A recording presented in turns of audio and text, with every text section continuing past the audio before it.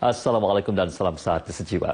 Kesatu paduan dalam memelihara perpaduan sejak 53 tahun pembentukan Malaysia hendaklah dipegang bersama oleh setiap lapisan masyarakat di negara ini.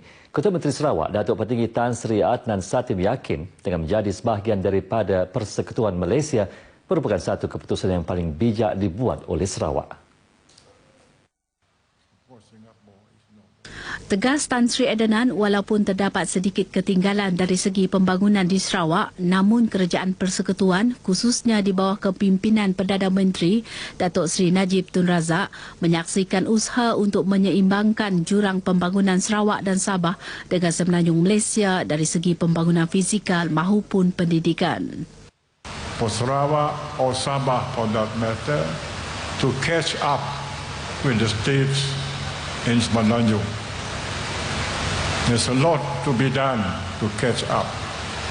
But you cannot deny that there has been physical development, educational development, etc., etc.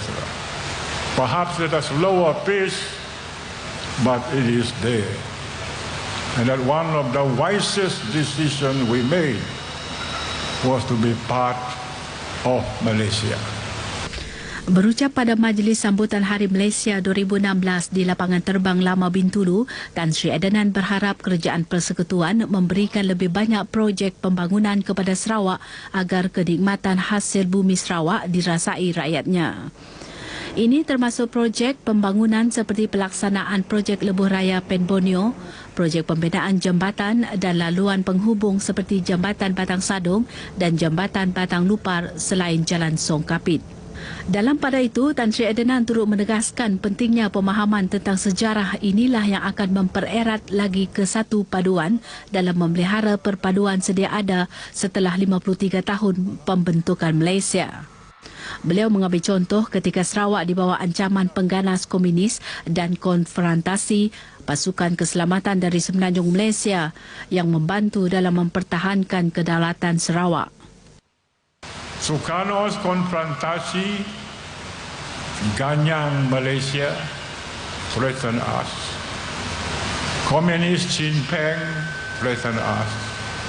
They have angry eyes on Sarawak and Sabah. And who came to our rescue at that time? None other than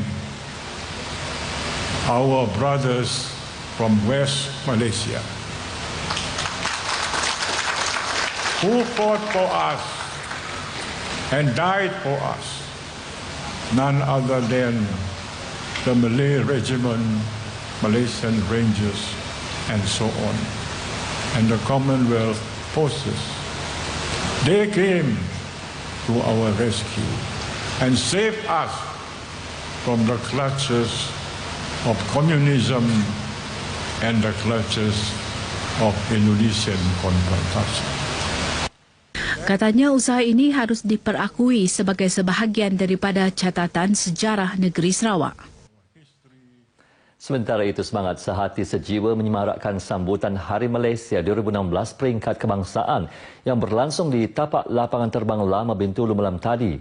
Kira-kira 12,000 hadirin terdiri daripada penduduk pelbagai kaum dan mewakili pelbagai lapisan masyarakat mula membanjiri venue sambutan seawal pukul 7 malam untuk menyaksikan acara penuh bersejarah tersebut.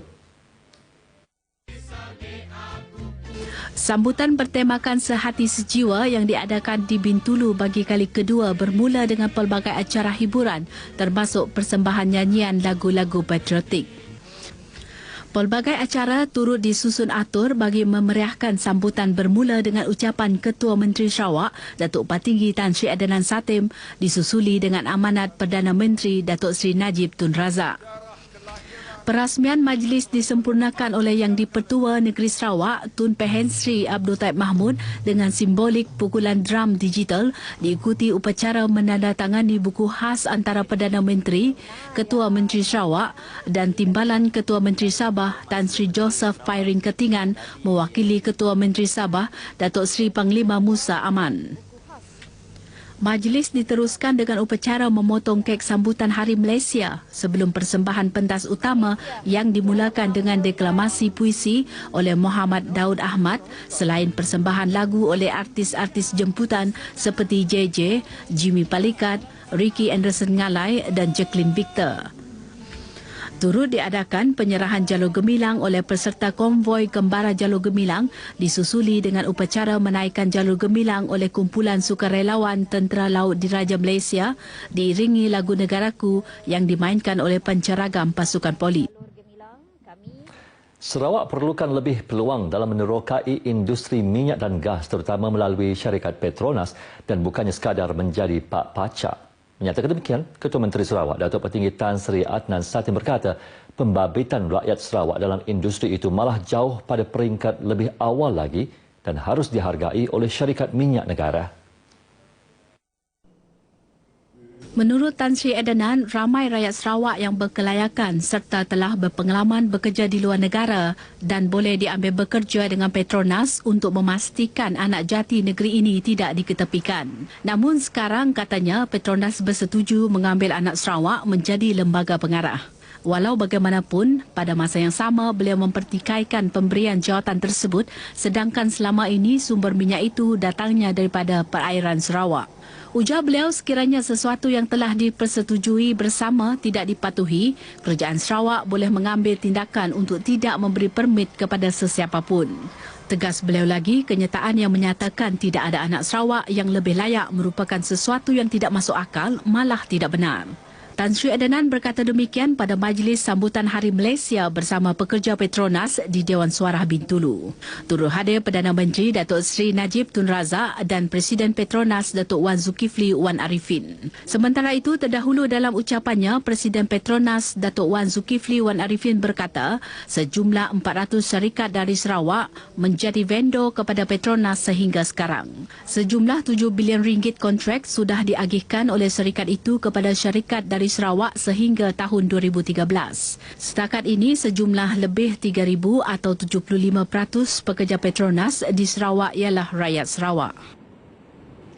Lebih banyak aktiviti perlu diadakan pada masa akan datang bagi menyemarakkan sambutan Hari Malaysia sekaligus memberi pengetahuan yang lebih mendalam kepada masyarakat berhubung sejarah kenegaraan yang sebenarnya. Menteri Muda Pengangkutan Darat dan Udara dan Keselamatan Datuk Lee Kim Shin berkata kesedaran masyarakat terhadap erti sebenar Hari Malaysia dilihat masih kurang, begitu juga dengan sambutannya. Katanya pengetahuan mengenai fakta sebenar Hari Malaysia adalah sangat penting bagi rakyat Malaysia agar tidak terkeliru dengan fakta-fakta yang salah atau cuba diputarbelitkan oleh pihak tertentu. Beliau berkata demikian kepada pemberita sempena sambutan Hari Malaysia bersama Miri Yanzi Coordinating Center MYCC di Miri. Sempena sambutan Hari Malaysia, MYCC membuat satu pertunjukan tradisi senaman Yanzi berasal dari negara China yang telah bertapak lebih 15 tahun di Miri. Katanya senaman ini amat baik untuk diamalkan oleh masyarakat termasuk warga emas bagi mendapatkan tubuh badan yang sehat dengan kaedah senaman yang lembut dan berkesan. Justru beliau menggalakkan orang ramai untuk mengambil bahagian dalam pelbagai aktiviti senaman dan rekreasi bagi mendapatkan tubuh badan yang sehat sekaligus mengatasi masalah berat badan berlebihan. Di Sibu, sambutan Hari Malaysia turut diraikan oleh ahli-ahli Persatuan Aktiviti Warga Emas PAWE bahagian Sibu. Bertempat di perkarangan Dewan Lakis Sibu, sambutan Hari Malaysia diserikan dengan pelbagai aktiviti yang disertai kira-kira 100 orang ahli persatuan itu. Antara aktiviti yang diadakan termasuk senam robik, pertandingan mewarna untuk ahli yang berusia 60 tahun ke atas dan aktiviti sukaneka terbuka. Menurut pengerusi PAWE bahagian Sibu, Haji Abang Hashim Abang Zainuddin, PAWE Sibu kini mempunyai seramai 525 ahli yang terdiri dari pelbagai kaum di Sibu, iaitu Melayu, Melanau, Iban dan Cina. Sebagai pengerusi persatuan, beliau mahukan ahli-ahli persatuan mengisi masa lapang mereka dengan mengikuti aktiviti-aktiviti yang diadakan agar mereka tidak ketinggalan. Biar kita ngembak sidak, kita pada hanganya kita adakan Hari Malaysia. Harapan saya semoga Malaysia hidup aman, damai, sejahtera dari generasi yang foundation dodok balik sehinggalah generasi yang akan datang. Sementara itu, Timbalan Pengerusi Majlis Perbandaran Sibu, Hajah Rogayah Haji Jemain, menyeru ahli-ahli pawai Sibu agar tidak menjadikan faktor usia sebagai penghalang kepada mereka terus bergiat aktif dalam aktiviti persatuan. Katanya dengan melibatkan diri dalam berpersatuan, ia akan mengeratkan lagi hubungan silaturahim di antara mereka. Hasrat Sarawak menjadi negeri yang maju menjelang 2030 akan direalisasikan melalui Pelan Pertumbuhan Ekonomi. Melalui teras utama Pelan Transformasi Sosioekonomi Sarawak (SETP), ia akan membolehkan negeri ini menjana pendapatan serta mengurangkan jurang pendapatan antara kawasan bandar dan luar bandar. Ikuti laporan Azimah Kasim.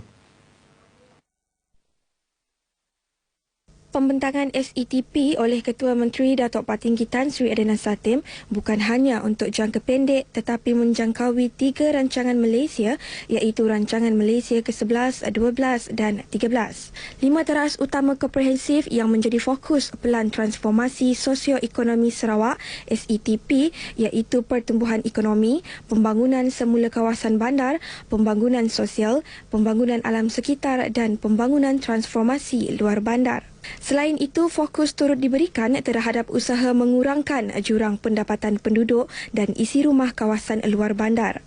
Ini kerana hampir 50% daripada penduduk di negeri ini masih tinggal di kawasan luar bandar dan jurang pendapatan isi rumah antara bandar dan luar bandar masih jauh.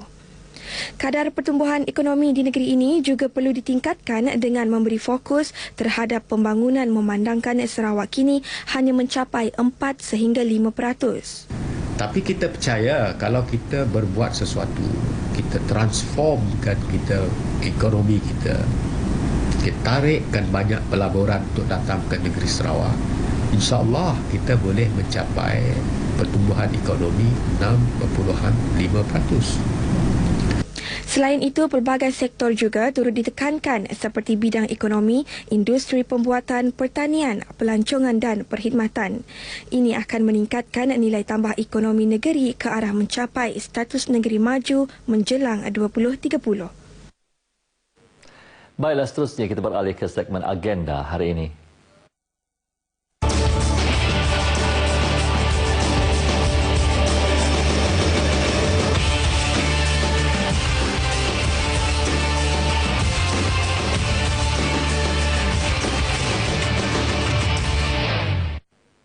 Antara liputan dalam agenda hari ini, Ketua Menteri Sarawak Datuk Patinggi Tan Sri Adnan Satem akan merasmikan majlis pembukaan Hotel Pullman Miri Waterfront pada pukul 10 pagi dan pada pukul 8 malam pula beliau dan isteri Datin Petinggi Datuk Amar Hajah Cemilah Haji Anu akan menghadiri jemputan Yayasan Naim Charity Gala Dinner 2016 di Miri. Sementara itu, pada pukul 1.30 tengah hari, Menteri di Jabatan Perdana Menteri merangkap Ahli Parlimen P200 Batang Sadong, Datuk Nancy Shukri akan merasmikan pembukaan Festival Nanyang Wushu Dragon and Lion Dance 2016 di Kuching.